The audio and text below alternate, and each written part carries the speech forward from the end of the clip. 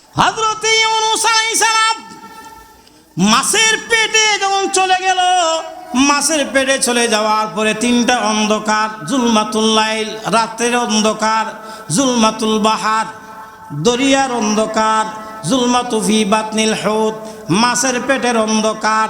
মুসিবত কয়টা? কথা কর না, কয়টা মুসিবত? তিনটা। এক নাম্বার জুলমাতুল লাইল রাতের অন্ধকার, জুলমাতুল বাহার দরিয়ার অন্ধকার, জুলমাতু ফি বাতনিল হুত মাছের পেটের অন্ধকার। তিনটা মুসিবতের মধ্যে পড়ে হযরত ইউনূস আলাইহিস সালাম দোয়া করলেন। আল্লাহ পাক হযরত ইউনূস আলাইহিস সালামের ডাকে সাড়া দিয়েছেন। জোরে কোন ঠিক না? ফাস্তাজাবনা লাহু ওয়া নাজ্জাইনাহু মিনাল গাম ওয়া কাযালিকা নুনজিল মুমিনিন। হযরত ইউনূস আলাইহিস সালাম মুসিবতের মধ্যে পড়ে আল্লাহকে স্মরণ করছে। আল্লাহ পাক হযরত ইউনূস আলাইহিস সালামের ডাকে সাড়া দিয়েছেন। সে আল্লাহ আছে না নাই? কথা কয় না, সে আল্লাহ আছে না নাই? নাকি আল্লাহ বুড়োই গেছে? নাউজুবিল্লাহ। এই বে আল্লাহ, এই মেয়ে আল্লাহ আছে না নাই? সে আল্লাহ এখনো আছে। হযরতে আসিয়া আলাইহিস সালাম মুসিবতের মধ্যে পড়ে গেছে, দেখছে জালেম এই ফেরাউন থেকে বাঁচার কোনো উপায় নাই, তাকে দুনিয়াতে বিদায় করেই দিবে। এক পর্যায়ে শোয়া দিছে। চিন্তা করতে পারছেন? এই হাতের মধ্যে ফেরাক, ডাইন হাতের মধ্যে ফেরাক, বাম হাতের মধ্যে ফেরাক, দুই পায়ের মধ্যে ফেরাক, আর কি নড়াচড়া করতে পারে? আর নড়াচড়া করতে পারতেছে না। হযরত আসিয়া আলাইহিস সালাম উনি আসমানের দিকে তাকায়া আল্লাহ পাকের কাছে দোয়া করছে। আল্লাহ in ক্বালাত Rabbi Ibni Li ইনদাকা বাইতান feel জান্নাহ ওয়া নাজ্জিনি মিন ফিরআউনা ওয়া আমালিহি ওয়া নাজ্জিনি মিনাল কওমিজ জালিমিন। কোন আল্লাহু আকবার। হযরত আসিয়া আলাইহিস সালাম তিনটা দোয়া করেছেন। বন্ধুরা আমার, যারা দিন রক্ষা করার জন্য, ঈমান রক্ষা করার জন্য জীবন দেয় এদেরকে বলা হয় শহীদ। সুবহানাল্লাহ বলবেন না? এদেরকে কি বলা হয়? শহীদ বলা হয়। শহীদের দাম কিন্তু আল্লাহ পাকের কাছে অনেক। শহীদের দাম আল্লাহ পাকের কাছে অনেক। হযরত ওমর বেশি বেশি দোয়া করতেন, আল্লাহ তুমি আমাকে মৃত্যু দিবা, তবে শাহাদাতের মৃত্যু আমাকে দিও। শাহাদাত হচ্ছে একটা সেতুর নাম। একদিকে দুনিয়া, অপর দিকে জান্নাতুল ফেরদাউস। দুনিয়া থেকে যাইতে দেরি, জান্নাতের মেহমান হইতে দেরি না। জোরে কোন না সুবহানাল্লাহ। শাহাদাত হচ্ছে অত্যন্ত দামি একটা বস্তু। শাহাদাত মৃত্যু হলো সবচেয়ে দামি মৃত্যু। হযরত ওমর দোয়া করতেন শাহাদাতের মৃত্যু। নবীজির একজন সাহাবী, আয় আল্লাহ, মাত্র 15 বছর বয়স। নবীজির ডান পাশে বসে উনি খুরমা খায়, খুরমা, খেজুরের খুরমা খায়। দানাগুলা মাটিতে নিক্ষেপ করে, দানাগুলা মাটিতে নিক্ষেপ করতে আছে। হঠাৎ করে নবীজি বয়ানের এক ফাঁকে বলল, ও সাহাবায়ে কেরাম, তোমরা সৈন্য রাখো, যারা দিন রক্ষা করার জন্যে, ইসলাম রক্ষা করার জন্যে, যারা দুনিয়াতে রক্ত দিতে পারবে, যারা শাহাদাতের পেয়ালা পান করতে পারবে, এর বিনিময়ে আল্লাহ পাক এদেরকে কি দিবেন তোমরা জানো নি? সাহাবায়ে কেরাম বলেন, না, তা তো আমরা জানি না। নবীজি বলেন, তাকে সর্বনিম্ন, আল্লাহু আকবার, তাকে যে জান্নাতটা দেওয়া হবে, তাকে যে জান্নাতটা দেওয়া হবে, এই জান্নাতের বিশালতা এবং প্রশস্ততা হবে এইরকম 10টা পৃথিবী তার চাইতে আরো বড়। আর জোরে করুন না সুবহানাল্লাহ। উমাইর ইবনে হামাম, নবীর সাহাবী উমাইর ইবনে হামাম নবীজির কাছ থেকে যখন এই বক্তব্য শুনলেন, ওনার হাতের মধ্যে ছিল খুরমা। উনি বলতে আছে না না না, খুরমা খাওয়ার সময় আমার হাতের মধ্যে নাই। যদি খুরমা লাউ কুনতু হাইয়ান ফি হাজিদ দুনিয়া, উনি বলেন লাউ কুনতু হাইয়ান ফি হাজিদ দুনিয়া, আমি যদি দুনিয়ায় বেঁচে থাকি আমার হাতের মধ্যে যে একটা খুরমা আছে এই খুরমাটা আমার খাইতে হবে না। দিলের ভিতরে জান্নাতের তামান্না এমনভাবে ঢুকছে, ফারামা বিহীন না, হাত থেকে খুরমা ফেলে দিল। হাত থেকে খুরমা ফেলে দিয়া যুদ্ধের ময়দানে চলে গেল। যুদ্ধের ময়দানে গিয়া অনেক বেঈমান কাফেরদেরকে জাহান্নামের রাস্তায় দিয়া সে নিজেই শাহাদাতের পেয়ালা পান করছে। যুদ্ধ যখন শেষ হয়ে গেল, নবীজি বলল আমি যখন ওয়াজ করতেছিলাম এমত অবস্থায় একজন যুবক সাহাবী তার হাতের মধ্যে খুরমা ছিল।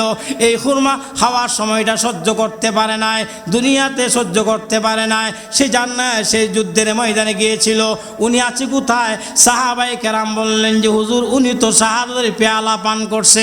নবীজি শাহাদাত আঙ্গুল ইশারা দিয়া বলে, ও সাহাবীরা শোনো, ও সাহাবীরা তোমরা শোনো, তোমাদেরকে সামনে রেখে আমি যেই জান্নাতের ওয়াদা দিয়েছিলাম আমার এই সাহাবী হইল ওই বেহেশতের অধিবাসী। সাহাবায়ে কেরাম শাহাদাতের মৃত্যুর জন্য পাগল হয়ে যাইতো, কথা বলেন ঠিক কিনা? আল্লাহু আকবার। মুসিবতের মধ্যে পইরা দোয়া করলে দোয়া কবুল করেন কে? জোরে কয় না কে? হযরত আসিয়া আলাইহিস সালাম মুসিবতের মধ্যে পড়ে গেছে। তখন মুসিবতের মধ্যে পইরা তিনটা দোয়া করছেন, আল্লাহ পাক বন্ধুরা দোয়াটা কবুল করছে। এক পর্যায়ে হযরত আসিয়া কয় দিন রক্ষা করার জন্যে, ঈমান রক্ষা করার জন্যে কেউ যদি জীবন দেয় তাহলে সে তো অবশ্যই জান্নাতি, আমিও তো তাহলে জান্নাতে যাব, আমিও তো বেহেশতের মধ্যে যাব, তো এই বেহেশতের মধ্যেই যাব। এক পর্যায়ে উনি তাকাইছেন আসমানের দিকে, তাকাইয়া আল্লাহ পাকের কাছে জান্নাত কামনা করলেন, জান্নাত চাইলেন। জোরে বলুন সুবহানাল্লাহ।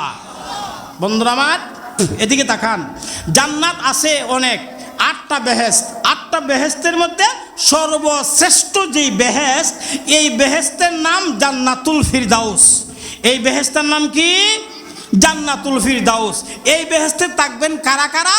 সূরাতুন নিসার 69 নম্বর আয়াতে আল্লাহ ধারাবাহিকভাবে আল্লাহ বলছেন, وَمَنْ يُطِعِ اللَّهَ وَالرَّسُولَ فَأُولَئِكَ مَعَ الَّذِينَ أَنْعَمَ اللَّهُ عَلَيْهِمْ مِنَ النَّبِيِّينَ والصديقين والشهداء والصالحين। আল্লাহ পাক রব্বুল আলামিন বলেন যারা 7 প্রকারের মানুষ হইল ভিআইপি। 1 নাম্বার মিনান নাবিয়িন, সমস্ত আম্বিয়া আলাইহিমুস সালাম এরা হলো ভিআইপি, ওরা থাকবে জান্নাতুল ফিরদাউসে। জোরে বলুন সুবহানাল্লাহ। নাম্বার 2, 2 নাম্বার ওয়ান্নাবিয়িন ওয়াস সিদ্দিকিন, সত্যবাদী যারা এই পৃথিবীতে যারা সত্যবাদী এরা হবে জান্নাতুল ফিরদাউসের মেহমান।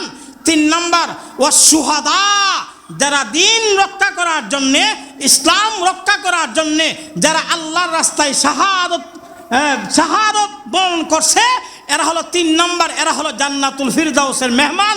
নাম্বার 4 নাম্বার ওয়াস সালিহিন, নেককার ফরহেজগার বান্দা যারা এরা হবে জান্নাতুল ফিরদাউসের মেহমান। জোরে কোন সুবহানাল্লাহ।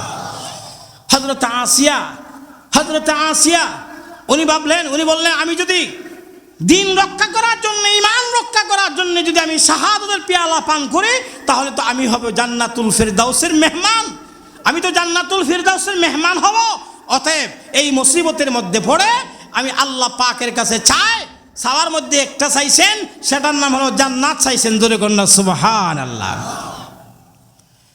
ইন ক্বালাত রাব্বি ইবনিলি ইনদাকা বাইতান ফিল জান্নাহ, 1 ওয়ানাজ্জিনি মিন ফিরআউনা ওয়া আমালিহি, 2 ওয়ানাজ্জিনি মিনাল কওমিজ জালিমিন।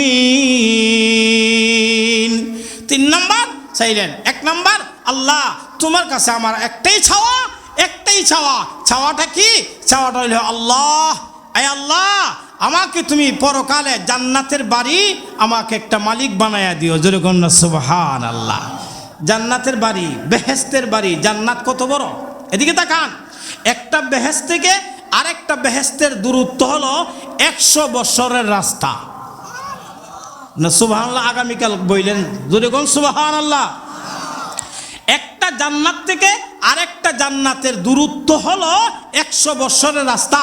ওয়াকালা আসিম রহমতুল্লাহি আলাইহি বলেন, দুনিয়া জমিন থেকে আসমান যে পরিমাণ দূরত্ব, একটা জান্নাত থেকে আরেকটা জান্নাতের দূরত্ব সমান পরিমাণ। আরো জোরে কোন। তাহলে এই জান্নাত জান্নাতুল ফিরদাউস, এই জান্নাতুল ফিরদাউসের মধ্যে থাকবে সুহাদায়ে কেরাম যারা, ওনারা থাকবেন জান্নাতুল ফিরদাউসে। হযরত আসিয়া আলাইহিস সালাম আল্লাহর কাছে জান্নাত চাইলেন। ইয ক্বালাত রাব্বি ইবনিলি ইনদাকা বাইতান ফিল জান্নাহ, আল্লাহ আমাকে জান্নাতে, আমাকে একটা জান্নাতে একটা বাড়ি বানায়া দিও।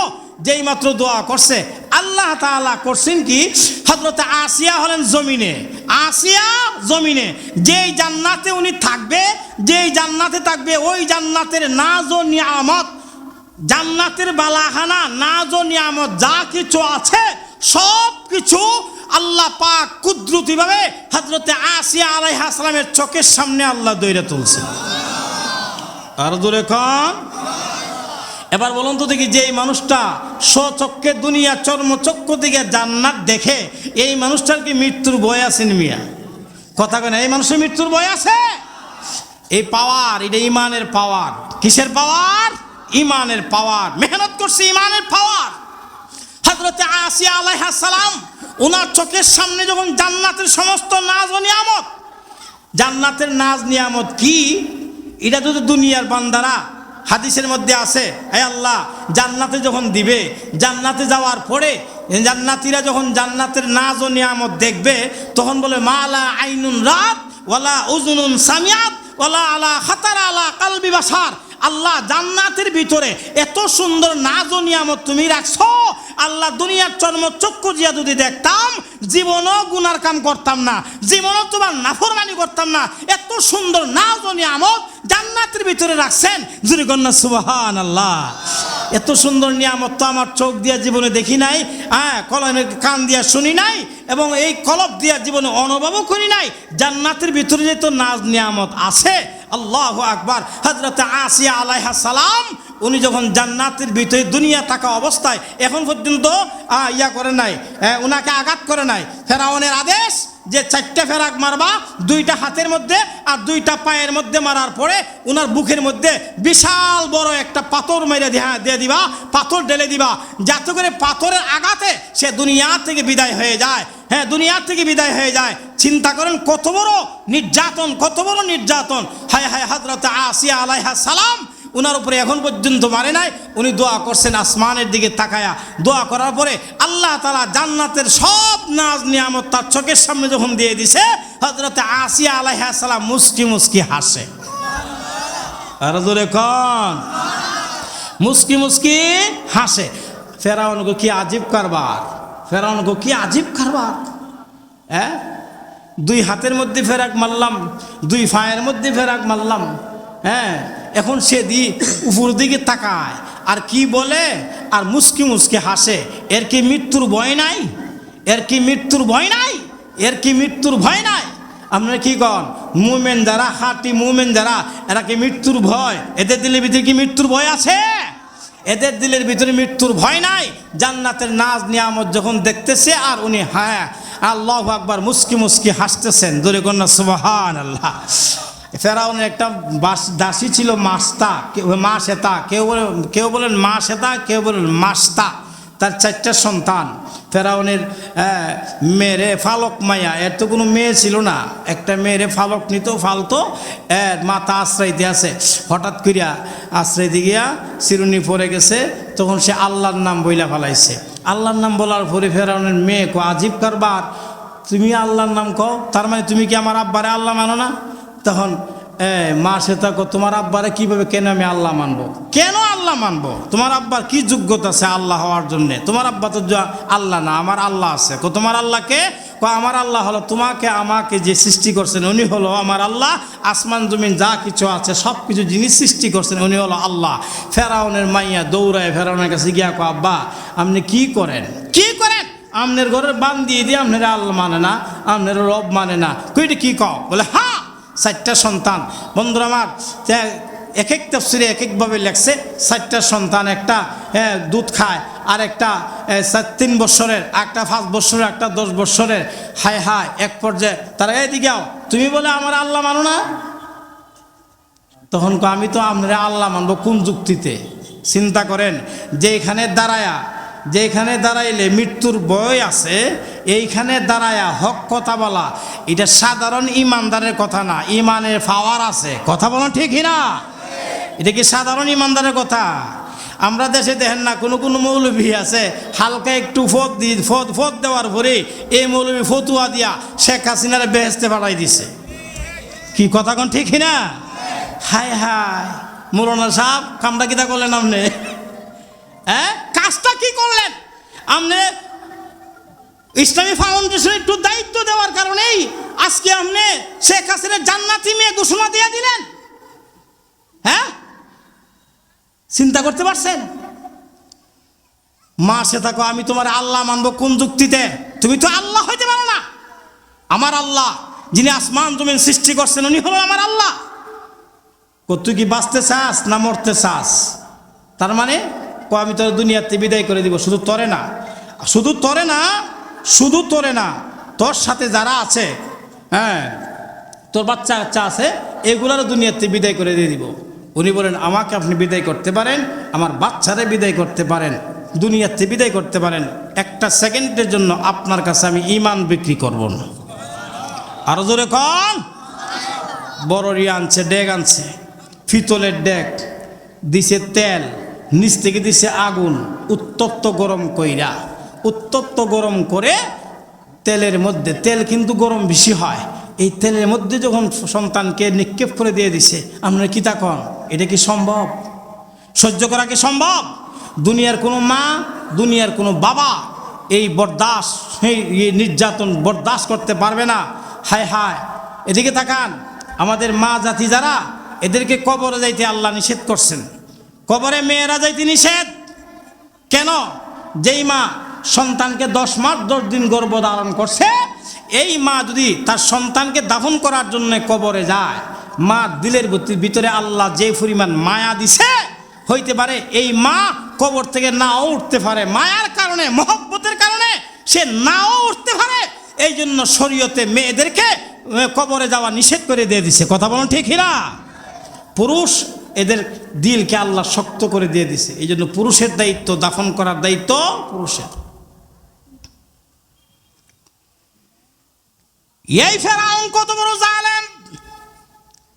মা সে তার সন্তান, একটা সন্তানকে মা সে তার চোখের সামনে থেকে জোর করে এনে তেলের মধ্যে নিক্ষেপ করে দিয়ে দিল। দিতে দেরি, শরীর থেকে গোশতগুলা খসে পড়তে দেরি হয় নাই।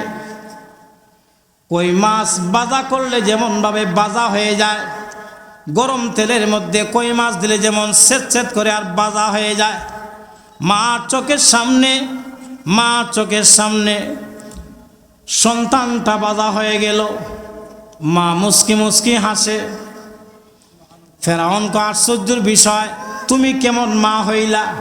তোমার চোখের সামনে তোমার সন্তানকে আমি আগুনে পুরাইলাম, ভাজা হয়ে গেল, শরীরের সমস্ত গোশতগুলা খসে পড়ে গেল, তুমি মুস্কি মুস্কি হাসো, ব্যাপারটা বুঝলাম না। এক এক করে 3টা সন্তান আগুনের মধ্যে পুড়ে দিয়ে ছাইছা করে দিল। সর্বশেষ বন্ধুরা আমার, বাচ্চাটা কোলের মধ্যে আছে, এই বাচ্চাকে জোর করে ফেরাউন মার কুল থেকে জোর করে এনে মার চোখের সামনে আগুনের মধ্যে ফেলে দিল। মা মুস্কি মুস্কি আসে, মা সেটা মুস্কি মুস্কি আসে। এক পর্যায়ে করছি কি, আল্লাহু আকবার, সবগুলা হাড্ডিগুলো এক জায়গার মধ্যে দাফন করলো এই ফিলিস্তিন জায়গা, ওই এলাকার মধ্যে দাফন করলো। বিশ্বনবী রাহমাতুল লিল আলামিন মেরাজের রজনীতে যাওয়ার পরে জিবরিল বলেন, আল্লাহু আকবার, জান্নাতের ঘ্রাণ আসতেছে। নবীজি বলে, জান্নাতের ঘ্রাণ আসতেছে, আমার নাকের মধ্যে জান্নাতের ঘ্রাণ আসতে আছে। জিবরিল বলেন, হুজুর জানেননি এইটা কার কবর থেকে আসতেছে আপনি জানেন? বলেন না। আল্লাহু আকবার। তখন জিবরিল বলেন, এইটা হলো ওই যে ফেরাউন তার দাসী হলো মাসে তার 4টা সন্তানকে আগুনে ফুরাইয়া দিয়েছিল, এই তাদের কবর থেকে জান্নাতের ঘ্রাণ আসতে আছে। যেরকম সুবহানাল্লাহ। তাদের কবর থেকে জান্নাতের ঘ্রাণ আসতে আছে। আল্লাহ পাক রব্বুল আলামিন হযরত আসিয়া আলাইহিস সালামের জান্নাতটা দুনিয়া চর্মচক্ষু দিয়ে আল্লাহ ওনাকে দেখায়া দিয়ে দিছে। উনি তাকাই রইলেন আসমানের দিকে, আর সময় জান্নাতটা ওনার চোখের সামনে। আমরা মোবাইলের মধ্যে যেই রকম ভাবে সিনারিগুলো দেখি, তদ্রুপভাবে উনি জান্নাতের সমস্ত নাজ নিয়ামতগুলা চোখে দেখতে আছে। উনি মুস্কি মুস্কি হাসে। আল্লাহু আকবার। এক পর্যায়ে উনি দোয়া করলো, জান্নাতের সব নাজ নিয়ামত যখনই দেখলো, এক পর্যায়ে 1 নাম্বার দোয়া আল্লাহ কবুল মঞ্জুর করছে। উনাকে বললে, ও যায় আসিয়া, তুমি পরকালে যে জান্নাতে আসবা, এটাই হলো তোমার বাড়ি, এই জান্নাত, এটাই হলো তোমার বাড়ি জান্নাত। তুমি জান্নাত চাইছিলে আমার কাছে। ইয ক্বালাত রাব্বি ইবনিলি ইনদাকা বাইতান ফিল জান্নাহ ওয়া নাজ্জিনি মিন ফিরআউনা ওয়া আমালিহি। 2 নাম্বার দোয়া করলো, আয় আল্লাহ, তুমি আমাকে ফেরাউনের সম্প্রদায় থেকে তুমি আমারে মুক্ত করো। আল্লাহ, আমি এই দেশে আর থাকতে চাই না। ফেরাউনের কওম থেকে আমাকে মুক্ত করো, তার নির্যাতন থেকে আমাকে মুক্ত করো। বন্ধুরা আমার, এক পর্যায়ে ফেরাউন বুঝছি তাকে যতই নির্যাতন করো সে নির্যাতন বইই যাবে, সহ্য করেই যাবে। অতএব আর দেরি করার লাভ নাই, দেরি করতে নাই। আল্লাহু আকবার। বড় একটা পাথর ওনার বুকের মধ্যে ছাড়ছে। এর আগে আল্লাহ ফেরাউন হযরত আসিয়ার স্ত্রীর রূহটাকে আল্লাহ নিয়ে গেছেন। ফেরাউনে মারবার আগেই পাথর মারবার আগে ওনার ভিতর থেকে আল্লাহ তাআলা রূহটা নিয়ে গেছে। রূহ যদি নিয়ে যায় তো এটার মধ্যে মধ্যে লাশের উপর যদি আপনি রেলগাড়ি চললেও তো সমস্যা নাই। কি কথা কোন ঠিক না? আল্লাহ তাআলা হযরত আসিয়া আলাইহিস সালামের আসিয়া সালামকে ফেরাউনের হাত থেকে আল্লাহ মুক্ত দিয়ে দিয়েছেন। ঈমান হলো এমন এক দৌলত আল্লাহ পাক আমাদেরকে দিয়েছেন। আমরা ঈমানের উপরে মেহনত করব। কারা কারা করব ইনশাআল্লাহ? হাত তুলিত। আল্লাহ যারা হাত তুলি সবাইকে ঈমানের উপরে মেহনত করার তৌফিক দান করো। বলুন আমিন। আরো জোরে বলুন আমিন। ঈমানের উপরে মেহনত করার পরিবেশ আল্লাহ তাআলা আমাদেরকে কইরা দিয়েছেন বাংলাদেশে। কথা কোন ঠিক না? বাংলাদেশটাকে আল্লাহ তাআলা ঈমানের উপরে মেহনত করার, আমরা বিগত কয়েকদিন আগে দেখছি গানের মধ্যে কোনো বাধা নাই, কোনো কাজের হারাপ যত কাজ আছে, হারাপ কোনো কাজের মধ্যে কোনো বাধা বুদ্ধি নাই, কিন্তু একমাত্র ওয়াজ তাফসীরের মধ্যে বাধা। ওয়াজ তাফসীরের মধ্যে বাধা। ওয়াজ করতে গেলে অনুমতি লাগে, আরো কত কিছু লাগে। আল্লাহ পাক রব্বুল আলামিন আমাদেরকে সুন্দর একটা পরিবেশ করে দিয়ে দিয়েছেন। স্বাধীনভাবে আমরা ওয়াজ করতে পারতেছি, স্বাধীনভাবে আমাদের কথাগুলা খইলা বলতে পারতেছি। হযরত উলামায়ে কেরামকে বৎসরের পর বৎসর জেলের ভিতরে নিয়ে কষ্ট দিয়েছে, উলামায়ে কেরামের চোখের পানির বিনিময়, উলামায়ে কেরামের চোখের কান্নার বিনিময় আল্লাহ তাআলা আমাদেরকে এই নিয়ামতটা দিয়েছেন। কথা বলেন ঠিক না?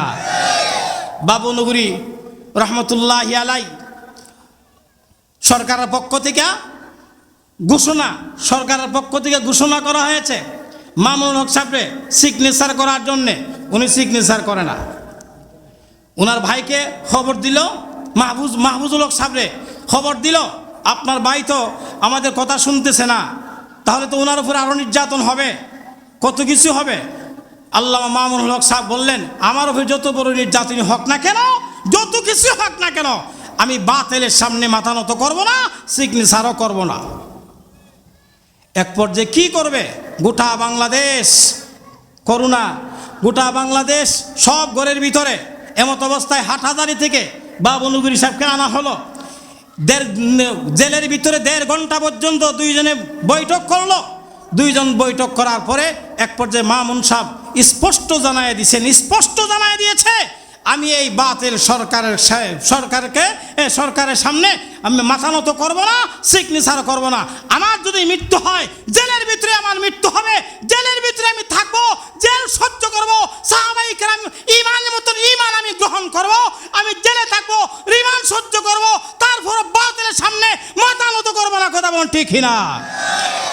আল্লাহ তাআলা এই ঈমানের বদৌলতে আল্লাহ আমাদেরকে এই নিয়ামত দিচ্ছেন। কথা বলুন ঠিক না? এই জন্য আমরা খুশি না বেজার? কথা কোন খুশি না বেজার? এই মাদ্রাসাগুলো আমাদের খুব প্রয়োজন। মাদ্রাসা যদি না থাকে, এদিকে তাকান, জায়গায় জায়গায় পাড়ায় পাড়ায় মহল্লায় মহল্লায় মাদ্রাসা কায়েম করা এখন ওয়াজিব পর্যায়ে হয়ে গেছে। কথা বলুন ঠিক না? হাটহাজারী মাদ্রাসা, এদিকে তাকান, হাটহাজারী মাদ্রাসায় আমি পড়ি। সালা হলো 96 সনে, 96 সনে একটা সালা হলো। ওইখানের মধ্যে 5 মিনিট টাইম পাওয়া যায় না বক্তব্য দেওয়ার। তখন মিনিটের পর মিনিট আপনার 10 থেকে 15 মিনিট শুধু একটা কথাই বলে। 100 বছর পর্যন্ত যারা ফারেক হইছে এদেরকে ফাগরি দেয়, এর ভিতরে বইলা দেওয়া আছে ফাগরি নেন, এলাকায় যান, জায়গায় জায়গায় পাড়ায় পাড়ায় মহল্লায় মহল্লায় ফুরকানিয়া মাদ্রাসা, ফুরকানিয়া মক্তব কায়েম করেন।